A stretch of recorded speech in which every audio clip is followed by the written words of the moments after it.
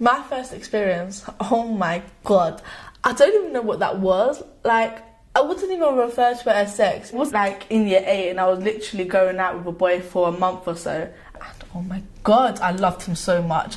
I wanted to marry him, blah, blah, blah. We went to one of his friends' house. His friends went out and we was in his friend's house by ourselves. We was like in his friend's room, and then we was like, okay, we're gonna have sex. Not like, we didn't actually say like, let's have sex, blah, blah, blah. But it was just like, you know, he put on a condom. He didn't even look like he knew what he was doing. I think I was just like, oh, okay. And then he told me to get on top of him. I didn't really know what to do. I think I just sat on top of him. He was lying down and I just sat on top of him and started moving or something. I really don't think it even went in because I don't remember feeling anything, any pain or anything. Then his friends came back and he started knocking on the window and let him in. I was just like, what the hell happened? Because that can't be sex. If that's what sex is, then I don't want to have sex again because that was completely rubbish. After that, I didn't have any sexual experiences for a whole year until I was in the middle of year 9. I remember it was after New Year's Eve and I was at a friend's house because we were having like a little drink up. And you see, when I first met this guy, I didn't like him. I just thought, oh my god, he's so ugly. He was really chubby, he had boobs, he had the pizza face. He was just not hot in any way. But my friend wasn't there, so I was sort of forced to speak to him. And then like, I actually thought, oh, he's a really nice guy. But I was just talking to him and whatever, and that night we fell asleep on the bed. We didn't kiss or anything, we just hugged and we fall asleep.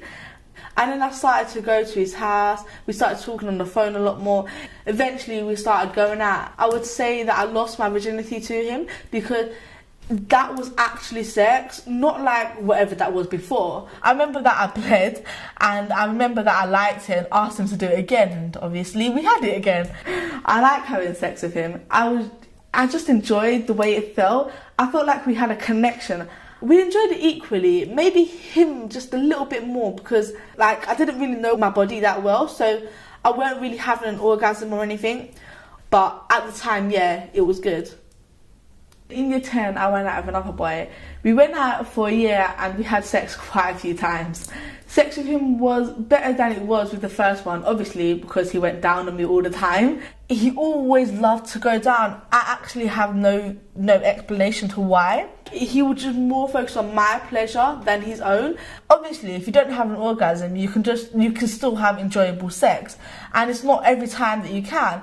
But like, if I felt I was almost going to have an orgasm and then he came or he moved to a different position and then it would just vanish, like I'd just be really frustrated. But if it didn't get to that stage, I'd obviously be like, okay, roll over, let's do this again. That wasn't my own story, but India's story is the same for a lot of young women. For a lot of people, sex does get better over time. That is the core thing about having sex with a partner. No one has sex just for the sake of having sex. People have sex with the aim of pleasuring themselves and getting pleasure in the other person in the process.